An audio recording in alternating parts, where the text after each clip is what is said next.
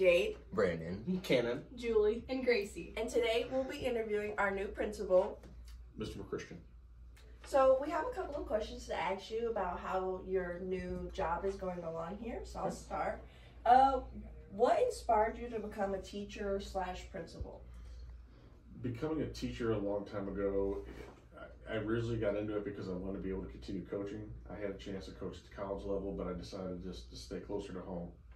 So I thought if I taught, then I could still continue in coaching, but I never wanted to be a coach who taught. I wanted to be a teacher who coached. And one of the things I found from teaching is I love seeing kids come in as freshmen and watching you guys grow mentally, emotionally, physically through your 4 years, where almost you see a transformation in who that person was from their freshman year to their senior year. So then after about 15 years of teaching, I went down to DuPo as an assistant principal, and that was a neat experience because I got to deal with students from their 7th grade year all the way to their senior year. So that was even neater to watch you guys come in. I say you guys as students in general, and watch you come in as those little 7th graders who maybe were immature or didn't know what they wanted to do, and to see where they would end up 6 years later. Okay, and then next is how do you plan on being involved with getting to know like new students and everything? For me, it's being out in the hall, greeting students. I know it seems to be a little strange for some people because somebody comes by, I try to make eye contact, say good morning, even though I don't know everybody's name. So it's an arduous process. You've got 16 to 1,800 people that you're trying to learn their names of. So it's always just greeting people in the hall, letting them see me, being in the cafeteria as much as I can, and being in extracurricular events as much as I can. Well, I'm Cannon, and here are my questions. What's your plans for the future at GCHS? You could come in and have a plan, but you're always tweaking that plan. So my plan would be to make this a building to where everyone feels safe and comfortable to come to school, that they have the ability to express their opinions. Just yesterday I met with student council during 5-1, and one of the things I tasked them with was how do we create an atmosphere where people can have varying opinions, but not get angry at each other because of those opinions. And part of that is trying to enforce someone's beliefs upon them. So we're trying to figure out a way of how to make this an all-inclusive building where people feel comfortable having conversations and, more importantly, learning about each other. So that is my short-term goal. Long-term, we want to continue good education for everybody and make sure that everyone is getting that quality education that they deserve. Okay, and my second question is, say that when you were doing college and you never became a teacher, do you think you'd be still doing coaching today, or was there something else that you had planned just in case? When I started college, I wanted to go into broadcasting, but I had that one professor that just made you miserable. So after my first semester, I changed gears, and I was going to go into education. My mom was a teacher.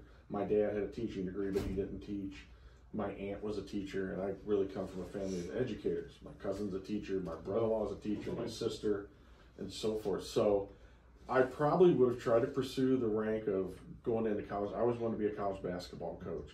And they always say if you're a college coach, make sure your home is on wheels because you're only somewhere 1 to 2 years and you're usually moving on somewhere else. So if I hadn't done that and I pursued it, I probably would have been hopefully coaching college basketball somewhere. Hi, I'm Brandon. What were the biggest challenges you faced in your previous school and how did you overcome them? COVID would probably be the biggest challenge because where I was at, people didn't believe in COVID. You know, it's a rural school.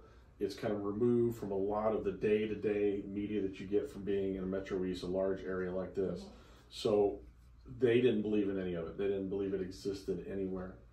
The biggest challenge there was how do you teach? No one had ever taught remotely before. My own mom, who is a retired teacher, would ask me, how are you guys doing it? And I'm telling her, we're making this up as we go along because there was no playbook.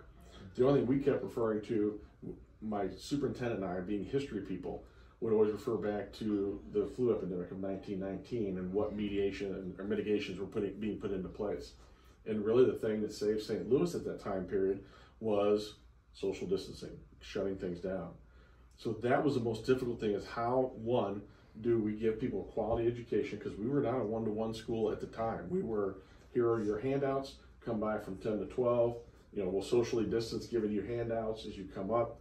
And then the following year, we're able to get enough Chromebooks for everybody to where you could at least use them in class And if you didn't have them at home, because we were on that blended schedule, as many schools were, we were pushing those out. So it was trying to get people online, trying to get people to be interactive.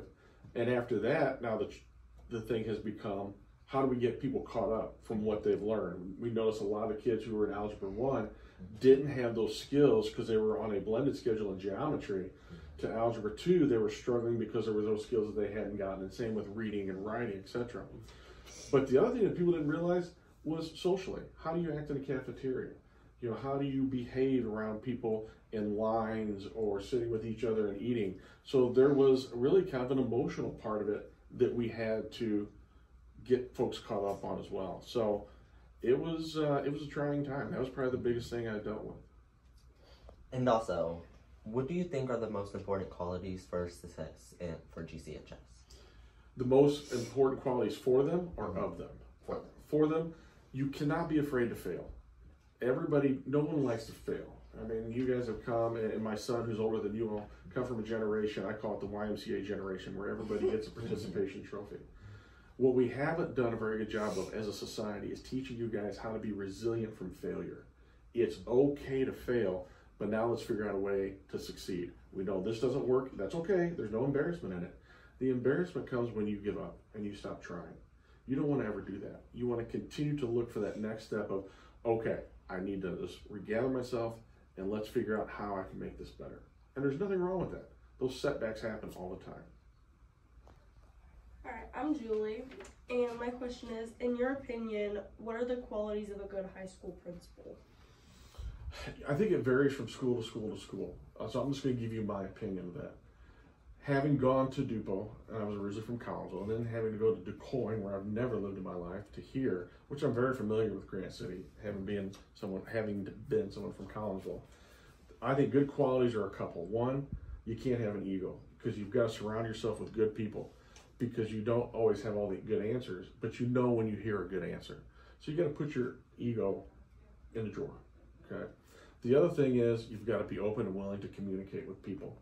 You have to allow people to have ideas and bring them to the table and run with those ideas if they feel that they're going to be beneficial for the school. Because it takes an entire staff, and that's from your custodians to your cafeteria workers, to your secretaries, to your assistant principals, to your teachers, to your students, to make a school successful.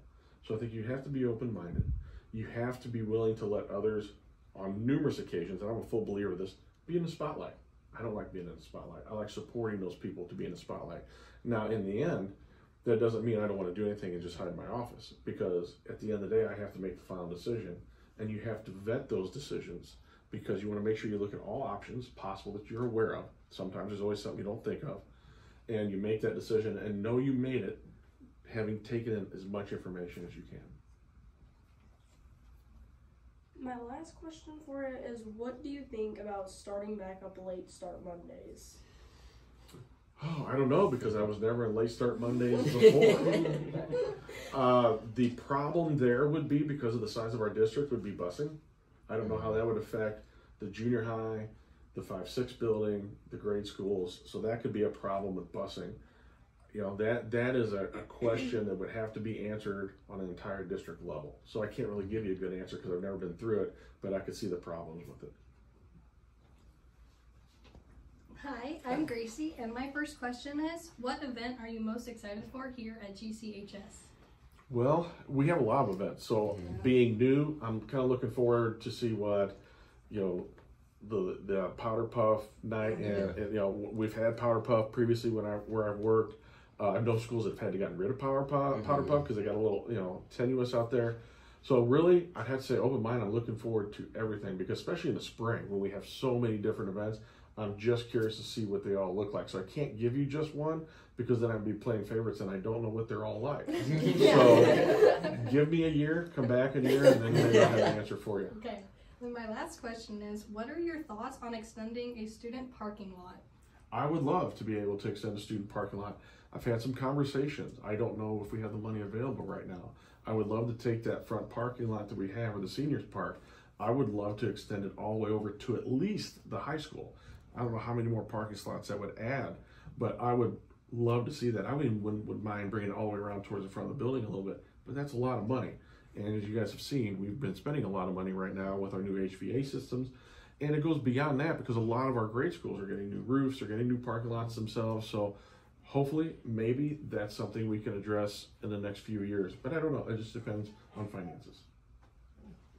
Well, thank you so much for letting us interview you today. I really Taking enjoyed time. it. Yeah. Yeah. Thank you. You guys are very welcome. And if there's ever anything you guys want to discuss and you see me out in the cafeteria, you see me in the hall, do not hesitate to pull me off the side and talk. For sure. But you're going to have to reintroduce yourselves. Yeah. You're going to have to reintroduce yourselves. There's a lot. There's a lot. All right. Thank you guys. I appreciate you coming in. Thank you.